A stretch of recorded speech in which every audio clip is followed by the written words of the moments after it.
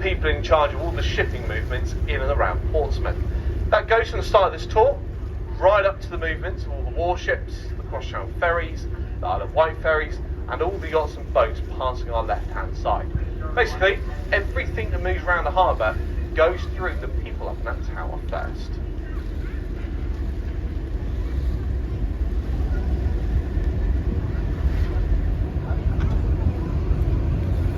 So, next up, ladies and gentlemen, we're coming along to arguably the two most important ships in the harbour today. And you are quite lucky, this is actually the first time we've had both of our two Queen Elizabeth class aircraft carriers in Portsmouth for quite a few months. That's for varying different reasons. So first of all, we have HMS Queen Elizabeth, and then up in front of her is HMS Prince of Wales.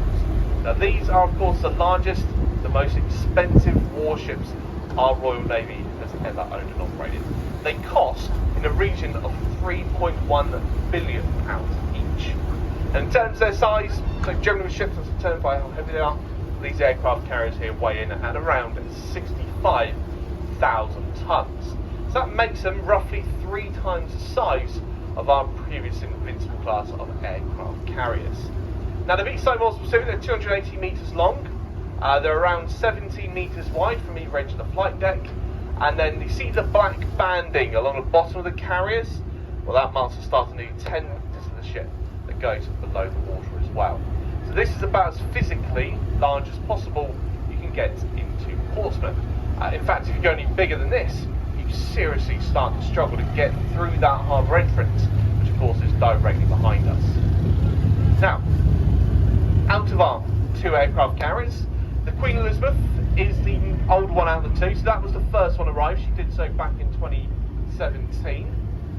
Prince of Wales up ahead here arrived in 2019. Now since then, they have both undergone plenty of training and plenty of trials and are both officially in active service.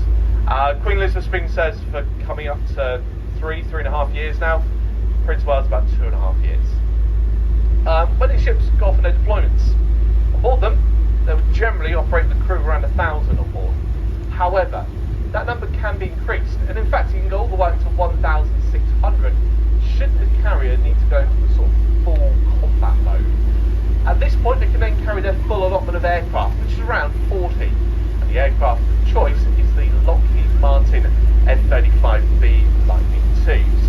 Now this particular aircraft was chosen because, well, firstly it is one of the most advanced fighter jets in the world. It's actually one of only a handful of 5th generation multi-role fighter jets that are in service.